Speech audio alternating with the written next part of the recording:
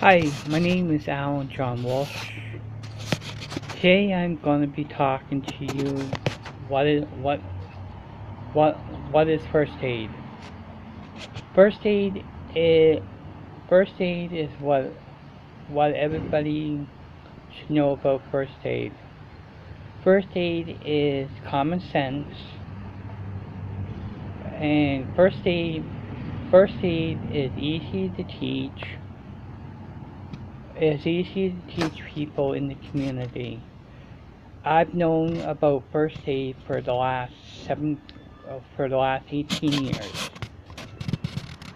I uh, I started learning about first aid when I was 12 years old. 12 years old. 12 years old.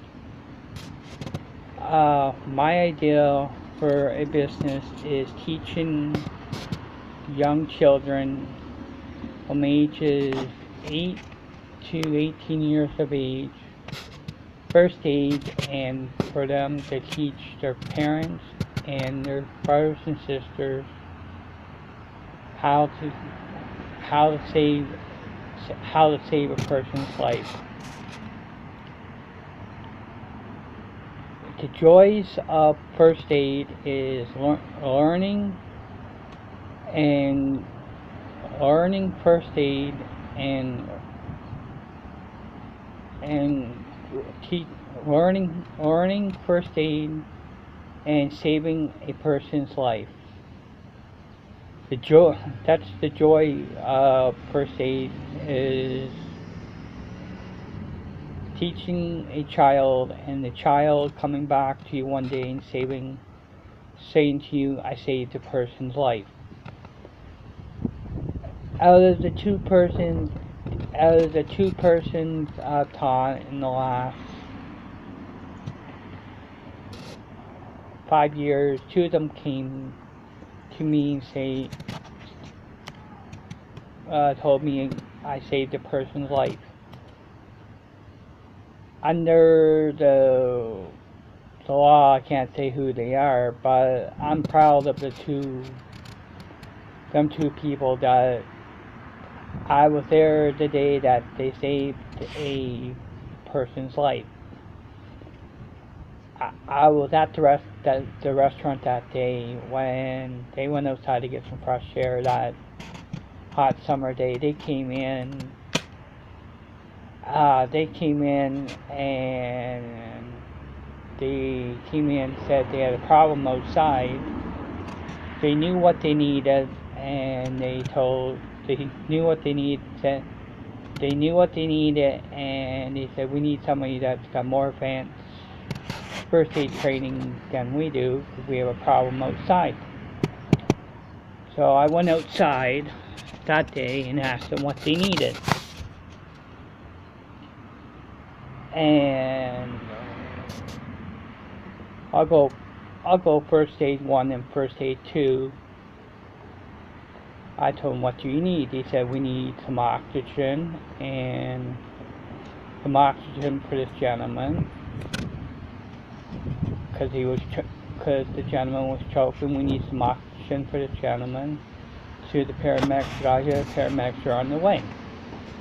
I said, okay. So I went in, got the keys from my dad, got the oxygen out, and I said, I was just curious. I said, what settings would you put the oxygen on? And both of them said nature cannula, 4 liters per minute. I said, not bad for both of them who've never been taught that. And they did their vitals, and I just sat back and let them do what they had to do to the paramedics back there. Their vital signs were correct, and they did a proper handoff to the paramedics, and which I was proud of them that day, and I still am proud of them that day, because they did a well handoff job, and the paramedics were proud of. They were well proud of the paramedics I was well proud. I think the paramedics weren't too happy that two kids did a job, handled the situation, but that's beside the point. I was, because they were trained by the best, by myself and my dad and my mom. So paramedics weren't that happy, but that's beside the point.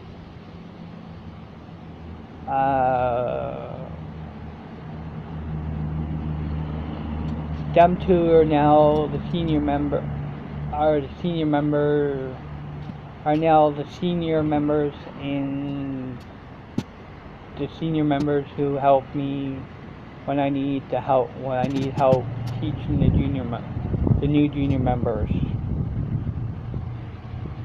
And when it came to graduation ceremonies, I graduated them two with honors. I graduated that class, three of them with two with honors, two in the 80 percentile, two with honors, two in 80, one in 80, and the rest were 70s, and the rest were in the 50s and 60 percentile area. And I learned to work with people who are not mentally challenged. Like I do work with people who are mentally challenged. They do need to know first aid, and they're not. It's easy to learn how to work with people who are mentally challenged who want to know first aid, which is hard to do, but I still learn how to work with people who are mentally challenged.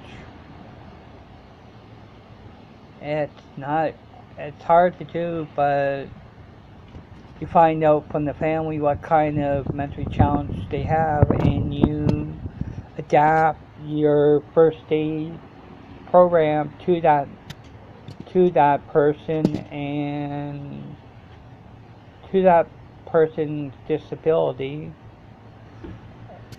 To that disability, you work with them, not against them. And you work with them one-on-one, not in a classroom setting, and that person will understand what you're saying to them if you work one-on-one, not in a classroom setting. And I think that's the way I learned how to teach a person who's mentally challenged. Do a one-on-one instead of in a classroom setting. And yeah.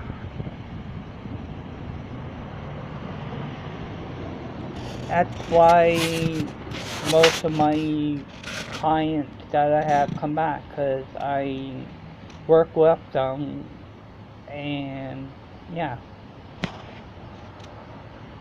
Even events we have, we work with them during the summertime, and we give them half decent breaks. Like certain other companies that are out in the community here charge them more than I do. I charge per fares. I charge a certain price for fares, and I charge to be on site 24/7, because I know carnies who get hurt, and I prefer to be there 24/7, which is why I like being there 24/7. And stuff like that. And I like being there for the Rip Fest. My favorite events. My favorite event is the Rip Fest, Ride for Sight, Corp for Kids Ride. I like Field Fair, stuff like that. Thank you.